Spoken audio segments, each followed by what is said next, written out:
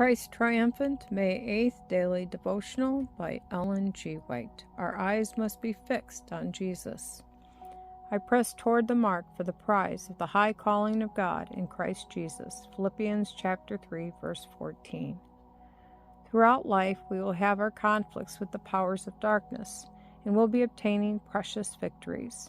Our eyes must be kept fixed upon the mark of the prize. When Joshua went up from the Jordan to take Jericho, he met a majestic being, and at once challenged him, "Art thou for us, or for our adversaries?" The answer was, "As captain of the host of the Lord am I now come. Loose thy shoe from off thy foot, for the place whereon thou standest is holy." Joshua chapter 5, verses 13 through 15. Not Joshua, the leader of Israel, but Christ himself accomplished the work of taking Jericho.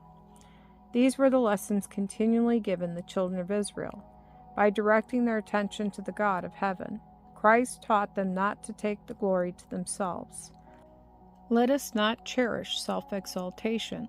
When we begin to think we are something, let us remember that we have nothing different from or better than other mortals, except what God has given us. When in need, bear in mind our relation to the children of Israel. Their history is clearly traced by the pen of inspiration. We are not to imitate their example of murmuring and repining. God placed upon the lips of Moses no words of condemnation. In this respect, they were separate and distinct from other nations. In accepting the religion of Jesus Christ, many seem to think that they are taking a downward step. These are in need of stepping down from their self-esteem and self-righteousness and humbling themselves before God. But those who place themselves in connection with the living God as His sons and daughters are taking steps upward.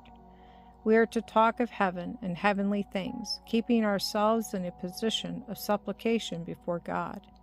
It is not safe for any of us to feel that we are where our feet cannot slip, but we should feel that the ground whereon we stand is holy.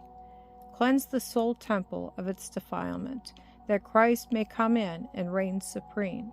By beholding Jesus Christ, we shall grow up into His likeness. The more closely we are connected with Him, the more clearly we shall see our imperfections.